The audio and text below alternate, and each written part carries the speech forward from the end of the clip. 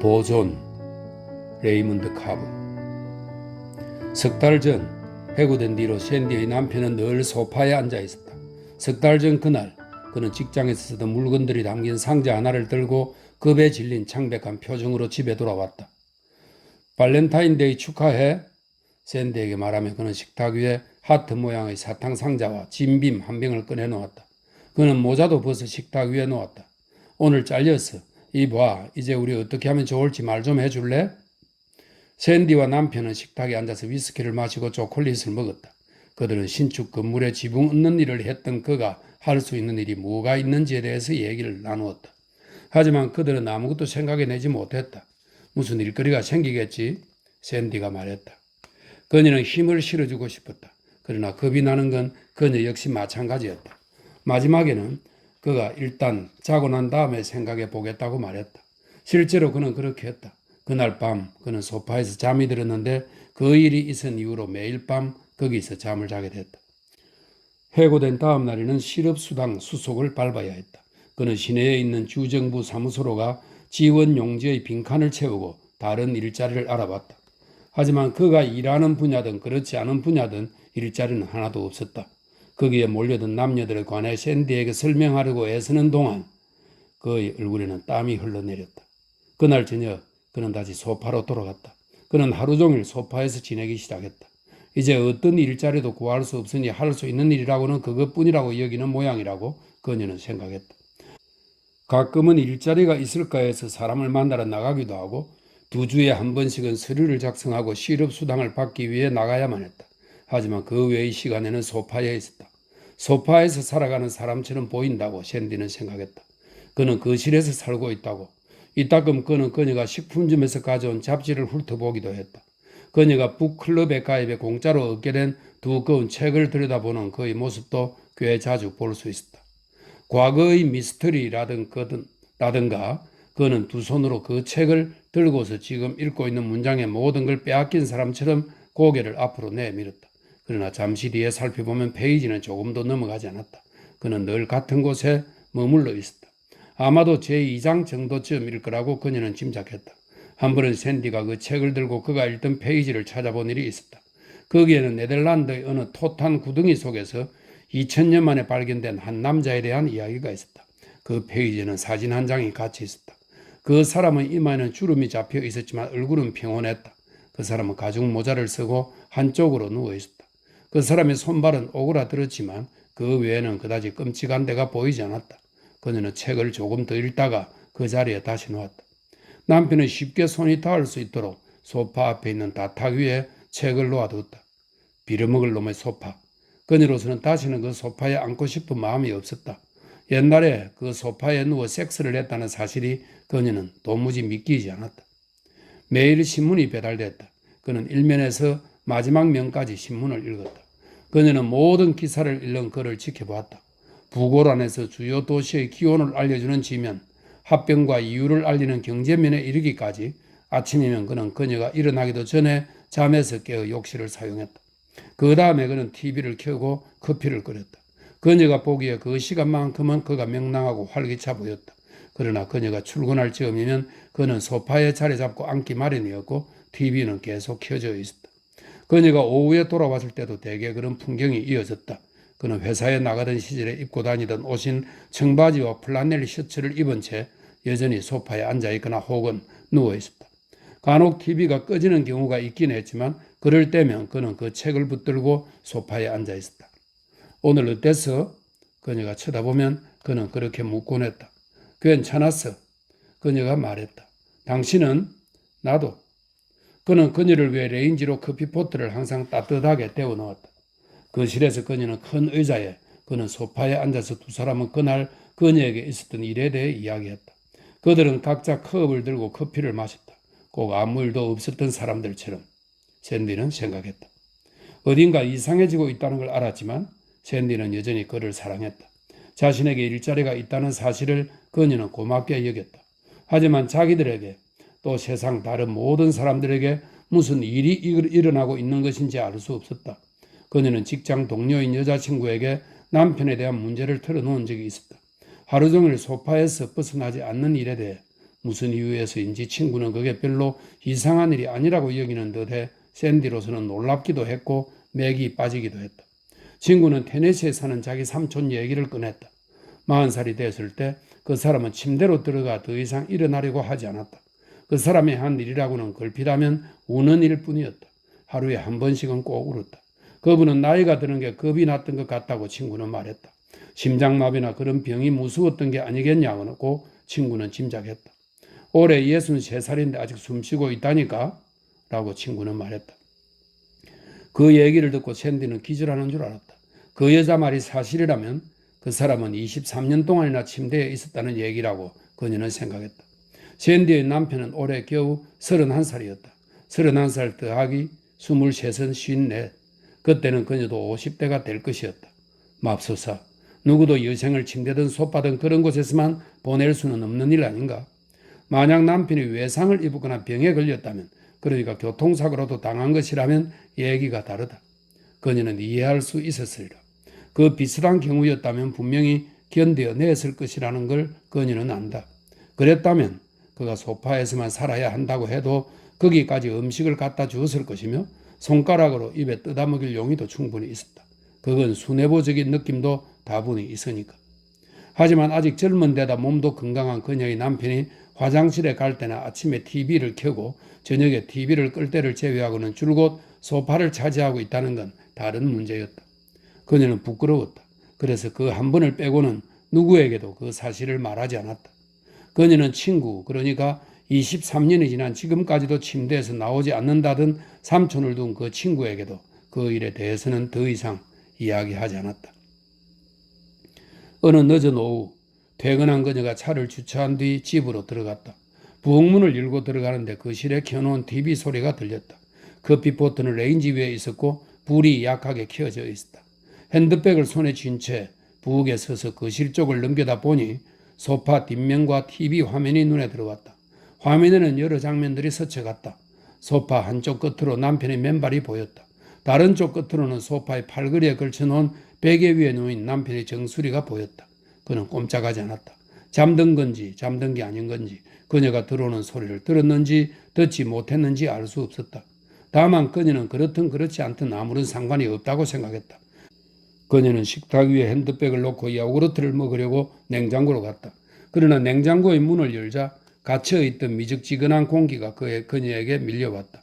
그 안이 어찌나 엉망진창인지 믿지 못할 정도였다. 먹다 남은 생선 스테이크와 양배추 샐러드가 냉동칸에서 녹아내린 아이스크림으로 뒤범벅이었다. 아이스크림은 스페니쉬 라이스를 넣어둔 용기로도 흘러들었고 냉장고 바닥에도 고여있었다. 죄다 아이스크림 범벅이었다. 그녀는 냉동실 문을 열었다. 역겨운 냄새가 얼굴로 밀려들어 욕지기가 치밀었다. 아이스크림은 3파운드씩 묶음 판매하는 햄버거, 고기 주위를 포함해 냉동실 바닥을 뒤덮고 있었다.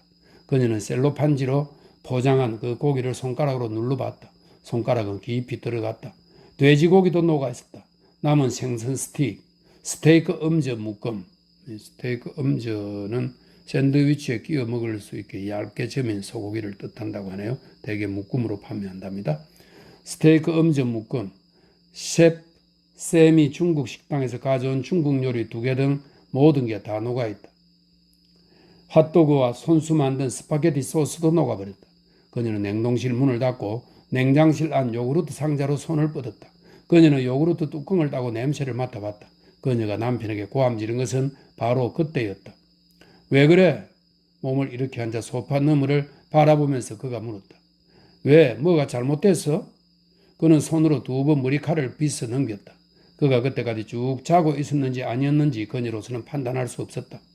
제기랄 냉장고 전기가 나갔어. 샌디가 말했다. 그래서 그래. 남편은 소파에서 일어나 TV 볼륨을 낮췄다. 그리고 TV를 끈 뒤 부엌으로 걸어왔다. 내가 볼게. 그가 말했다. 이게 도대체 무슨 일이야? 당신이 직접 봐. 그녀가 말했다. 음식이 죄다 상하겠어. 남편은 냉장고 안을 살펴봤는데 그 표정이 자못 진지했다. 그는 냉장고 안 여기저기를 만져보면서 상태가 어쩐지 점검했다. 다음 순서는 뭔지 알고 싶네. 그가 말했다. 그 말을 듣자 참으로 많은 것들이 떠올랐지만 그녀는 입을 열지 않았다. 제기랄. 그가 말했다. 눈 내린데 서리 친다든지 10년도 채 못 쓰는 냉장고의 모양이네. 살 때만 해도 새 것 같더니. 그거 알아? 우리 부모님은 25년 동안이나 같은 냉장고를 쓰셨다고. 그 냉장고를 형이 결혼하니까 물려주었어. 그래도 잘만 돌아가더라고. 도대체 왜 이러지? 그는 뒤로 돌아가 벽과 냉장고 사이의 좁은 틈을 살펴봤다. 모르겠네 라고 말하며 그는 고개를 저었다. 전우는 꽂혀 있는데. 그러더니 그는 냉장고를 붙들어 안고 앞뒤로 흔들었다. 그는 어깨로 냉장고를 받치고 몇 인치 앞으로 끄집어냈다. 냉장고 안의 선반에서 무언가가 떨어져 깨졌다. 개박살나네 그가 말했다. 샌디는 자신이 그때까지 요구르트를 들고 있었다는 사실을 문득 깨달았다. 그녀는 철제 쓰레기통으로 가서 뚜껑을 열고 요구르트를 상자째로 버렸다. 오늘 밤에 죄다 수리하는 수밖에 없겠어. 그녀가 말했다. 그녀는 고기를 볶으면서 동시에 레인지와 오븐을 이용해 여러 가지 요리를 하는 자신의 모습을 떠올렸다. 새 냉장고가 필요해. 그녀가 말했다. 그는 아무런 말도 하지 않았다. 그러고는 냉동실을 한 번 더 들여다보더니 앞뒤로 고개를 끄덕였다. 그녀는 그의 앞으로 가서 냉장고 선반 속에 있는 것들을 식탁 위로 꺼내놓기 시작했다. 그도 또 왔다. 그는 냉동실에 있던 고기를 꺼내 묶음째 식탁 위에 얹어놓았다. 그 다음에는 냉동실에 있던 다른 것들도 꺼내 식탁 위 빈자리에 놓았다. 모든 것을 꺼낸 다음에 그는 종이 타월과 행주를 가져와 냉장고 내부를 닦기 시작했다. 프레온이 빠져나간 거야 라고 말하면서 그는 닦는 일을 멈추었다. 원인은 그거야. 냄새가 나. 프레온이 새 나갔어. 무슨 일 때문인지 프레온이 빠져나간 거라고. 전에 이렇게 고장난 냉장고를 본 적이 있어. 그러고는 말이 없었다. 그는 다시 닦기 시작했다. 프레온 때문이야. 그가 말했다. 그녀는 하던 일을 멈추고 그를 쳐다보았다. 다른 냉장고가 필요해. 그녀가 말했다. 아까 들었어. 근데 어디 가서 냉장고를 구한단 말이야? 어디 나무에 가서 따올 수도 없잖아. 냉장고는 있어야 돼. 그녀가 말했다. 냉장고가 없어도 될까? 아마 안 될걸? 그럼 새빵살이 하는 사람들처럼 상하기 쉬운 것들을 창틀에 두자는 말이잖아. 그게 아니라면 작은 스티로폼 아이스박스라도 구해서 매일 얼음을 사서 넣자는 말이겠지. 그녀는 식탁 위 고기 묶음 옆에 양상추와 토마토 몇 알을 얹어 놓았다. 그러더니 식탁 의자에 앉아서 두 손으로 턱을 괴었다. 냉장고를 구하긴 구할 거야. 남편이 말했다. 젠장 그러자고. 냉장고는 필요하지. 왜 안 필요하겠어? 냉장고도 없이 어떻게 살아? 하지만 내 말은 어디서 또 얼마를 주고 구하느냐 하는 거야. 신문 같은 데 보면 중고 냉장고 판다는 사람들이 얼마든지 있잖아. 신문을 펼치고 살펴보기만 하면 되는 일이야. 이래봬도 내가 광고란 읽는 데는 도사란 말이지. 그가 말했다. 그녀는 얼굴에서 손을 떼고 그를 바라보았다. 샌디, 신문에서 잘 찾아보면 중고라도 좋은 냉장고를 구할 수 있을 거야. 그는 말을 이었다. 보통 냉장고들은 평생 쓴다고. 이놈의 냉장고는 도대체 알다가도 모르겠네. 내 평생 고장났다는 냉장고는 이게 두 번째야. 그는 다시 냉장고 쪽으로 시선을 돌렸다. 지질이 복도 없지. 신문 가져와봐. 그녀가 말했다. 쓸만한 게 있는지 보자고. 걱정하지 마. 그가 말했다. 그는 다탁으로 가서 쌓여있는 신문 뭉치를 뒤적거리더니 광고 면만 들고 부엌으로 돌아왔다. 그녀는 그가 신문을 펼쳐 놓을 수 있도록 음식을 식탁 한쪽으로 치웠다. 그는 의자에 앉았다. 그녀는 신문을 힐끔 내려다본 뒤 녹아내리는 음식 쪽으로 눈을 돌렸다. 오늘 밤에는 돼지고기를 구워야겠어. 그녀가 말했다. 이 햄버거도 요리해야 해. 저 샌드위치 스테이크하고 생선 스틱도, TV 디너도 있다고. TV 디너라고는 태우기만 하면 바로 먹을 수 있도록 포장해서 파는 식품이라고 하네요. TV를 보고 있는 사이에 완성된다고 하여 이런 TV 디너라고 하는 이름이 붙여졌다고 합니다. TV 디너도 있다고. 빌어먹을 프레온. 그가 말했다. 냄새 나지? 그들은 광고면을 훑어보기 시작했다. 그가 손가락으로 한 단 한 단 짚어 내려갔다. 그는 구인나는 재빨리 건너뛰었다. 그가 몇 군데 표시해 놓은 것이 보였지만 그녀는 정확하게 어디에다가 표시해 놓았는지 살펴보지 않았다. 그건 중요하지 않았으니까. 그 다음엔 아웃도어 캠페인 용품이라는 제목이 나왔다. 그리고 마침내 신제품 및 중고용품이 보였다. 여기 있네.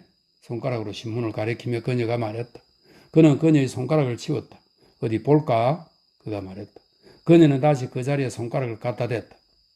냉장고, 레인지, 세탁기, 건조기, 기타 물품이라고 그녀가 광고 박스 안에 쓰인 글자를 읽었다. 창고 경매. 이게 뭐지? 창고 경매. 그녀는 계속 읽었다. 매주 목요일 밤 신제품 및 중고용품 경매. 시간은 7시. 오늘이네. 오늘이 목요일이잖아. 그녀가 말했다. 오늘 경매가 있네. 그렇게 먼 곳도 아니고 파인 스트리트야. 내가 100번도 더 가본 곳이야. 당신도 그렇겠지만 어딘지 알잖아. 베스킨라빈스에서 가까운 곳이야. 남편은 아무 말도 하지 않았다. 그는 그 광고를 쳐다봤다. 그는 손을 들어 두 손가락으로 아랫입술을 잡아당겼다. 참고 경매라. 그가 말했다. 그녀는 그를 가만히 바라보았다. 가보자. 어때? 밖에 한번 나가보는 게 당신한테도 좋을 거야. 가서 살만한 냉장고가 있는지 없는지 살펴볼 수도 있잖아. 일석이조지. 그녀가 말했다. 평생 경매는 한 번도 안 가봤어. 그가 말했다. 이제 와서 그런 곳에 가고 싶지는 않아. 제발. 샌디가 물었다. 뭘 그렇게 심각하게 생각해? 재밌잖아. 요 몇 년 동안은 나도 안 가봤지만 어렸을 때는 자주 갔었어. 아빠하고 말이야. 갑자기 그 경매장에 꼭 가보고 싶다고 그녀는 생각했다. 당신 아빠? 라고 그가 말했다. 응, 우리 아빠. 아무 말이라도 해주기를 바라며 그녀가 남편을 바라봤다. 한마디라도. 하지만 그는 그러지 않았다. 경매 재밌어. 그녀가 말했다. 그렇겠지. 하지만 난 안 갈래. 수면등도 필요했단 말이야.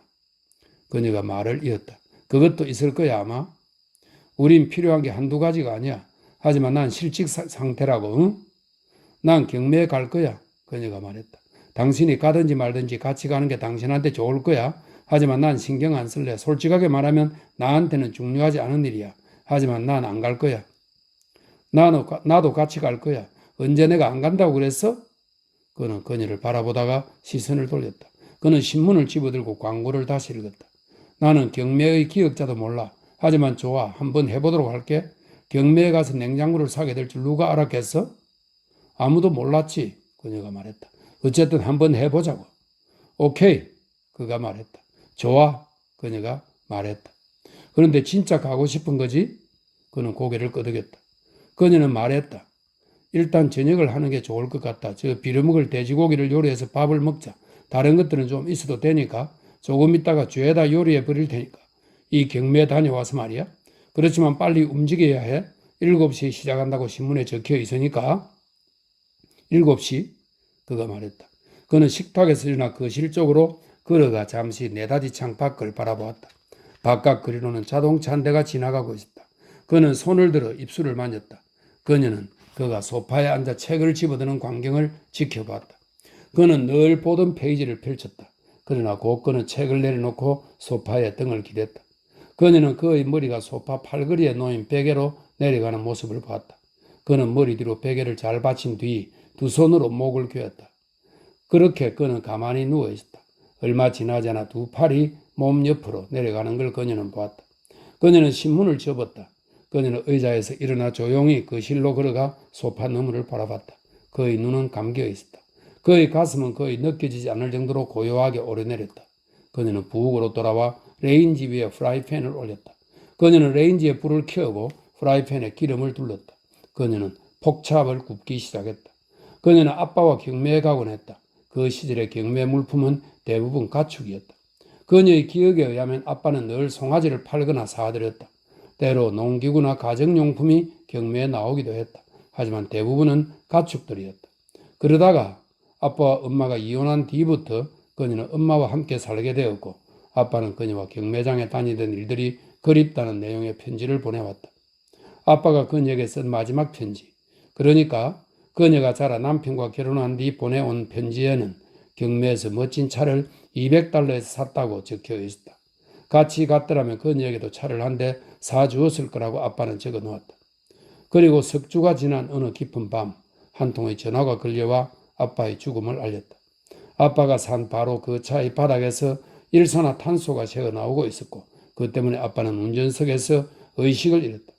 아빠는 시골에 살고 있었다. 탱크에 들어있던 기름이 모두 소진되고 나서야 시동은 꺼졌고 며칠이 지난 뒤에야 아빠는 차 안에서 발견됐다. 프라이팬에서 연기가 일었다. 그녀는 기름을 더 두르고 환풍기를 돌렸다. 지난 20년간 한 번도 가보지 않았던 경매장을 그녀는 그날 밤 가보려고 하는 셈이었다. 하지만 그 전에 먼저 폭찹을 구워야 했다. 운이 나쁘게도 냉장고는 박살이 났지만 덕분에 경매장에 가게 되어 그녀는 마음이 부풀어 올랐다. 그녀는 아빠가 그리웠다. 이제는 엄마마저도 그리웠다.